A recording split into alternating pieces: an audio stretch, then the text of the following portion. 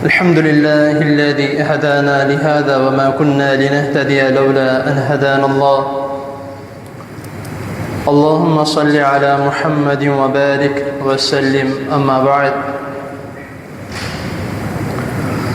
حضرت محترم، اللہ تعالیٰ کی توفیق سے آپ کے سامنے باب صفات الصلاۃ، نماز کی صفت کا بیان، نماز ادا کرنے کا مسنون طریقہ اختصار کے ساتھ بیان کیا جا رہا ہے۔ آج کا جو ہمارا سبق ہے کچھ اس طرح سے ہے کہ ہم نے سجدے میں کس طرح جانا ہے۔ اس سے پہلے آپ کے سامنے بیان کیا گیا تھا کہ امام صاحب سے پہل نہیں کرنی، رکوع میں جانا ہو، رکوع سے اٹھنا ہو، نماز کا آغاز ہو، سجدے میں جانا ہو یا سجدے سے اٹھنا ہو، یہاں تک کہ جو ہم نے تکبیرات کہنی ہیں، اللہ اکبر یا سمع اللہ لمن حمدہ، یہ بھی امام صاحب سے پہلے نہیں کہنی۔ تو آج کا جو ہمارا جو سبق ہے سجدے میں کس طرح جانا ہے، کئی مرتبہ آپ نے دیکھا بھی ہے اور بہت سے لوگ اس طرح کرتے بھی ہیں کہ جس طرح زیادہ تر آپ نے دیکھا ہوگا جو لوگ اونٹ پالتے ہیں، جنہوں نے اونٹ رکھا ہوا ہے، یا جو قربانی کے وقت اونٹ کو ذبح کرتے ہیں، اللہ تعالیٰ سب کو توفیق عطا فرمائے۔ تو آپ نے دیکھا ہوگا جب اونٹ بیٹھتا ہے تو سب سے پہلے وہ اپنے گھٹنے زمین پر رکھتا ہے، پھر وہ تھوڑا ٹیڑھا ہو کر بیٹھتا ہے۔ تو رسول اللہ صلی اللہ علیہ وسلم اس حدیث میں یہی فرما رہے ہیں۔ نسائی کی حدیث ہے، ترمذی میں بھی ہے، اس کے علاوہ اور بھی احادیث کی کتابیں۔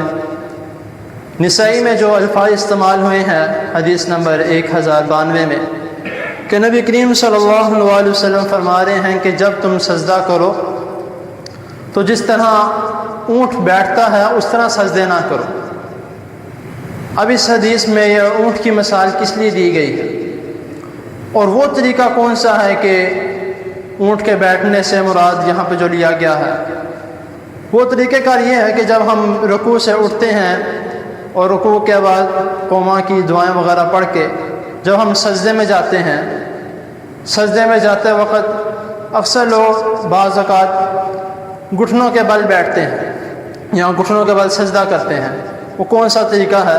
سجدے کے دوران اس طرح کر کے سجدے میں جاتے ہیں، اور یہ طریقہ جو ہے اونٹ کے بیٹھنے کا ہے۔ جس طرح میں نے کہا کہ جب اونٹ بیٹھتا ہے تو وہ سب سے پہلے اپنے گھٹنے رکھتا ہے، پھر وہ بیٹھتا ہے۔ یہ طریقہ جو رسول اللہ صلی اللہ علیہ وسلم نے فرمایا ہے یہ کہ اونٹ کی طرح نہیں بیٹھنا۔ کس طرح سجدہ کرنا ہے؟ جب بھی سجدہ کرنا ہے، سجدہ کرنے سے پہلے، گھٹنے رکھنے سے پہلے سب سے پہلے اپنے ہاتھ رکھے جائیں۔ وہ طریقہ اب کون سا ہے؟ جب ہم نے سجدہ کرنا ہے، ہم نماز پڑھ رہے ہیں، قومے کی دعا پڑھ لی، اب ہم نے سجدہ کرنا ہے، سب سے پہلے جس طرح میں نے حدیث کے بارے میں بتایا کہ رسول اللہ صلی اللہ علیہ وسلم فرمایا کہ سب سے پہلے ہاتھ رکھنے پھر بعد میں گھٹنے رکھنے۔ اب وہ طریقہ کون سا ہے؟ یہ پہلے ہاتھ رکھے گئے، پھر گھٹنا، پھر اپنا سر اور باقی جو اعضاء ہیں، سر اور ناک، وہ بعد میں نیچے رکھنا۔ یہ طریقہ کار جو ہے جو رسول اللہ صلی اللہ علیہ وسلم نے کر کے دکھایا اور اس کے علاوہ حکم بھی دیا، اور جن لوگوں کو رسول اللہ صلی اللہ علیہ وسلم نے نماز پڑھتے ہوئے دیکھا، یعنی کہ اس حدیث میں تینوں چیزیں ہمارے لیے سامنے ثابت ہو رہی ہیں، قولی بھی، تحریری بھی اور فعل بھی۔ تو اسی لیے اس حدیث پر عمل نہ کرنا ظاہری سی بات ہے، گناہ بھی ہے۔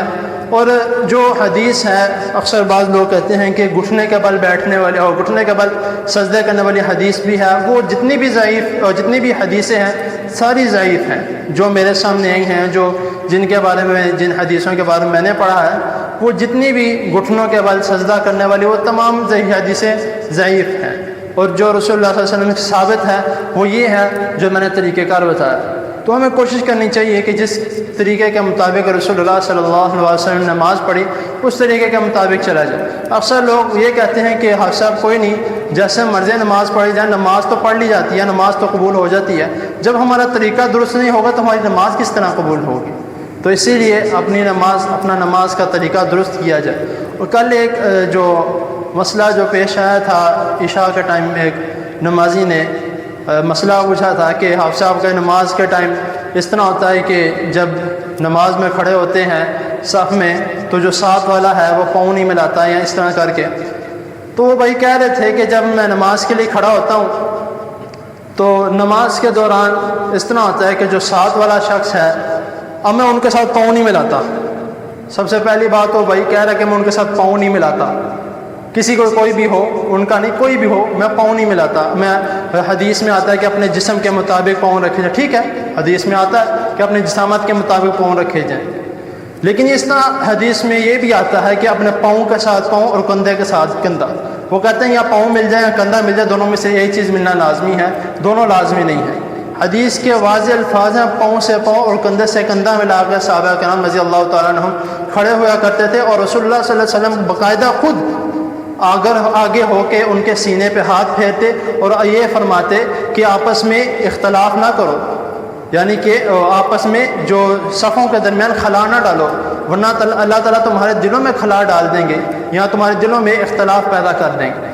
تو اسی لیے جب نماز اور جو اکثر یہ غلطی جو کہہ رہے ہیں، کل انہوں نے بھی یہ کہا، خیر ان کی تھوڑی بہت بات صحیح بھی تھی، کہ بعض لوگ جو پاؤں سے پاؤں ملاتے ہیں، تو اگر کوئی آپ سے پاؤں نہیں ملا رہا، ہم اس طرح کرتے ہیں کہ پاؤں نہیں ملا رہا، ہم ٹانگیں تھوڑی کھول لیتے ہیں کہ پاؤں سے پاؤں ملانا ہے، اس نے دوبارہ نہیں ملایا، ہم تھوڑی اور کھول لیتے ہیں، یہ طریقہ نہیں ہے۔ اگر آپ کوئی پاؤں نہیں ملا رہا، ایک دفعہ آپ نے ملایا، دوسری دفعہ نہیں ملا رہا، تو آپ اپنی جگہ پہ کھڑے ہو جائیں کہ وہ نہیں ملا رہا، اس کا اپنا کام ہے، تو انشاءاللہ آپ نے جو ملانے کی کوشش کی آپ کو اس کا ثواب مل جائے گا۔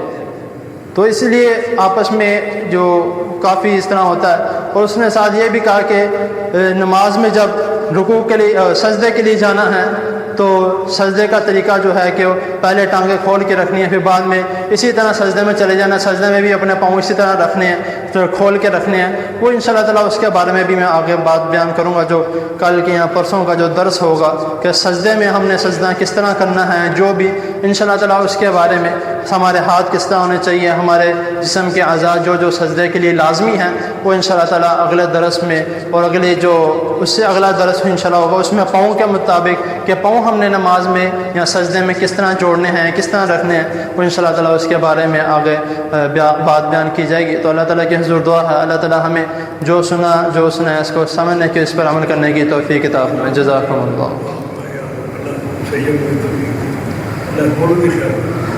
الحمد لله رب العالمين والعاقبة للمتقين، اللهم صل على محمد وعلى آل محمد كما صليت على إبراهيم وعلى آل إبراهيم إنك حميد مجيد، اللهم بارك على محمد وعلى آل محمد كما باركت على إبراهيم وعلى آل إبراهيم إنك حميد مجيد. ربنا آتنا في الدنيا حسنة وفي الآخرة حسنة وقنا عذاب النار. ربنا ظلمنا أنفسنا وإن لم تغفر لنا وترحمنا لنكونن من الخاسرين.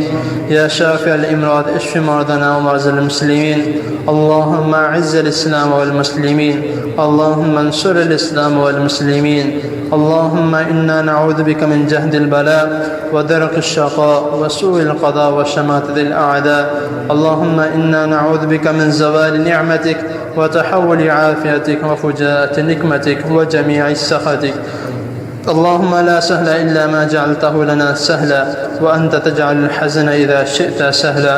لا إله إلا أنت سبحانك إني كنت من الظالمين. يا حي يا قيوم برحمتك نستغيث. رب ارحمهما كما ربياني صغيرا. رب ارحمهما كما ربياني صغيرا. رب ارحمهما كما ربياني صغيرا. ربنا تقبل منا إنك أنت السميع العليم وتب علينا إنك أنت التواب الرحيم. وصلى الله تعالى على خير خلقه محمد وآله وأصحابه أجمعين برحمتك.